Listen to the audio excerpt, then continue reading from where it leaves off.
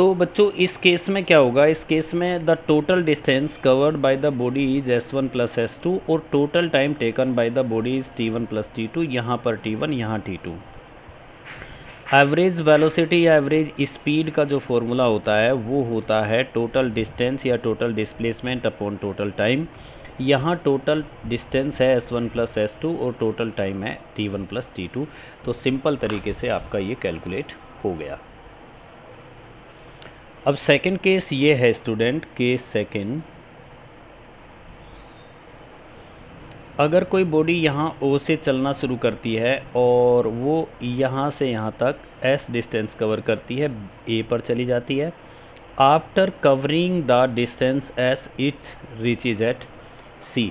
तो अब देखिए दोनों केस में डिस्टेंस सेम है, पर वो इस डिस्टेंस को कवर करती है v1 वेलोसिटी से और इस डिस्टेंस को कवर करती है v2 वेलोसिटी से, और यहाँ उसको टाइम लगता है t1 और यहाँ पर उसको टाइम लगता है t2।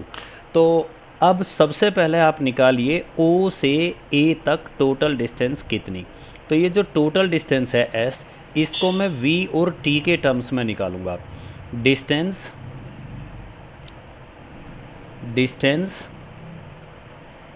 From O to A is equal to, अब डिस्टेंस का फॉर्मूला क्या होगा, डिस्टेंस का फॉर्मूला बनेगा स्पीड इनटू टाइम।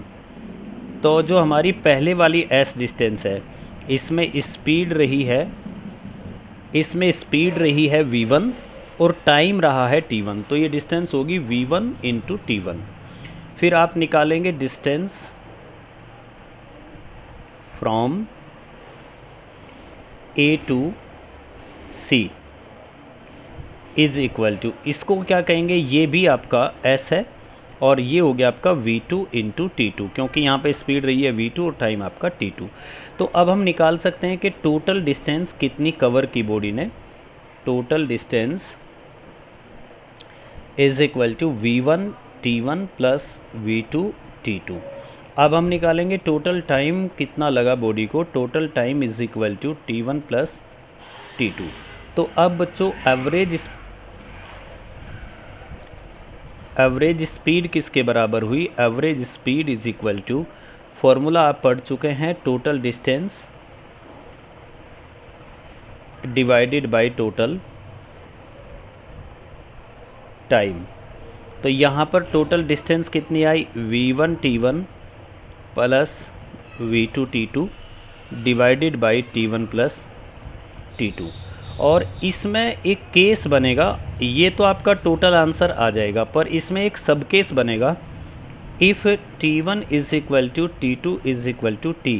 मतलब अगर टाइम भी सेम है तो आप इसे लिख सकते हैं average speed is equal to t1, ये तो हो गया v1 t प्लस ये हो गया आपका v2 t और ये हो गया divided by t plus t, t common लेके कैंसिल हो जाएंगे, तो v1 प्लस v2 बाई 2। अब बच्चों इसमें केस थर्ड बनेगा, बॉडी O से चलती है और यहाँ पर A पे पहुँचती है और A से चलती है तो यहाँ पे C पे पहुँचती है। ये डिस्टेंस S1 है, ये डिस्टेंस S2 है। ये S1 डिस्टेंस बॉडी कवर करती है v1 वेलोसिटी से और ये डिस्टेंस बॉडी करती है v2 वेलोसिटी से कवर। तो यहाँ आप देख रहे होंगे कि इसमें टाइम नहीं है, तो हम सबसे पहले आप निकालते हैं कि time from O to A time का फॉर्मूला क्या होता है, टाइम का फॉर्मूला होता है डिस्टेंस डिवाइडेड बाय स्पीड। तो यहाँ डिस्टेंस कितनी है S1 और स्पीड v1, मान लीजिए टाइम आपका t1 है। इसी प्रकार से time from A to C, उसको t2 अगर हमने कहा तो t2 is equal to S2 by v2। तो बेटा टोटल टाइम क्या निकलेगा, it is total time is equal to S1 by v1 plus S2 by v2। और टोटल डिस्टेंस आप इस क्वेश्चन में देख रहे हैं कि टोटल डिस्टेंस किसके बराबर होगा, total distance is equal to S1 plus S2। तो एवरेज स्पीड आपकी किसके बराबर बनेगी, average speed is equal to total distance हो गई s1 प्लस s2 और टोटल टाइम हो गया s1 by v1 plus s2 by v2। और बच्चों इसमें अगर हम s1 और s2 को सेम लिख दें, अगर हम ये कह दें कि if s1 is equal to s2 is equal to s, तो जो आपका एवरेज स्पीड बनेगी वो बनेगी 2v1 v2। आप इसको बड़ा सिंपल कैलकुलेट कर सकते हैं और डिवाइडेड बाई v1 प्लस। हमारा नेक्स्ट आर्टिकल है बच्चों equation for uniform motion in a straight line. इसके लिए बच्चों एक सिचुएशन पे आपको विचार करना होगा। मान लीजिए ये पाथ है, रोड है, सहारनपुर से दिल्ली गया हुआ है। मान लीजिए यहाँ पर सहारनपुर है इनिशियल पॉइंट, लेकिन जब हमने बॉडी की पोजीशन को मेज़र करना शुरू किया तो बॉडी की पोजीशन यहाँ ए पॉइंट पर x नॉट थी और यहाँ पर time t is equal to 0। जब हम किसी बॉडी को ऑब्जर्व करना स्टार्ट करते हैं तो टाइम 0 से स्टार्ट होता है। इसके बाद बॉडी b पॉइंट पर पहुँच गई और अब इसकी पोजीशन आ गई x1 और इसका टाइम t1। यहाँ से यहाँ तक इंटरवल जो है टाइम का वो t1 minus 0 is equal to t। Then body reaches up to point C और इसकी पोजीशन हो गई x2 और अब आप इसका टाइम t2 ले सकते हैं। अगर वेलोसिटी की बात करें तो वेलोसिटी बॉडी की पहले भी v थी जब वो चली आ रही थी, अभी भी v है और यहाँ भी v है और इसके बाद भी v ही रहेगी, इसीलिए उसको यूनिफॉर्म मोशन कह रहे हैं। तो बच्चों हम ये कह सकते हैं कि for time interval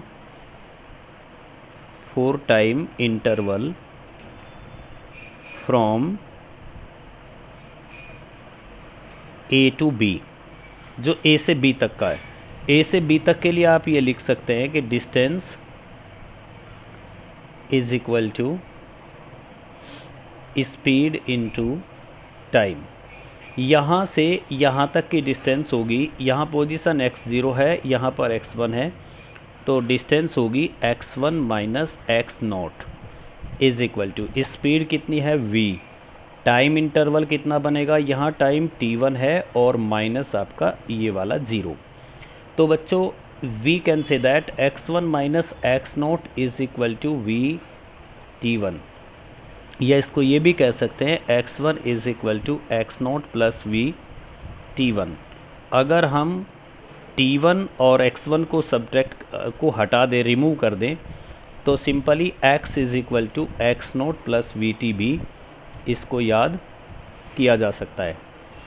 for time interval अगर हम नेक्स्ट टाइम इंटरवल की बात करते हैं, for time interval B to C, तो once again we can use distance is equal to speed into time. बेटा मैं डायग्राम और ये दोनों एक साथ दिखाने की कोशिश करूँगा, बस इतना ही डायग्राम ऊपर उठाऊँगा। तो B से C तक जो डिस्टेंस कवर हुई है वो x2 माइनस x1 और स्पीड तो यूनिफॉर्म है, यानी कि स्पीड आपकी v ही रहेगी और time interval t2 minus t1। तो इसको हम ऐसा लिख सकते हैं x2 minus x1 is equal to v into t2 minus t1, मतलब डेल t, या सिंपली t भी लिख सकते हैं। तो x2 is equal to x1 plus V T is the equation. और बच्चों इसी इक्वेशन को हम इस तरीके से भी देख सकते हैं, बट ये जो x2 माइनस x1 होता है यही तो डिस्टेंस होता है, तो इसको हम लिख सकते हैं s is equal to V T, मतलब distance is equal to velocity into time. ये थे equation of motion for uniform motion. ये जो यूनिफॉर्म मोशन होती है, इस यूनिफॉर्म मोशन का कुछ छोटे छोटे मोटे से पॉइंट्स होते हैं। एक तो ये चॉइस ऑफ ओरिजिन पर डिपेंड नहीं करती, ये ध्यान रखना है, और ये चॉइस ऑफ टाइम इंटरवल पर भी डिपेंड नहीं करती है। यूनिफॉर्म मोशन हमेशा स्ट्रेट लाइन में होती है, कभी भी वो कर्व्ड पाथ में नहीं हो सकती। ठीक है।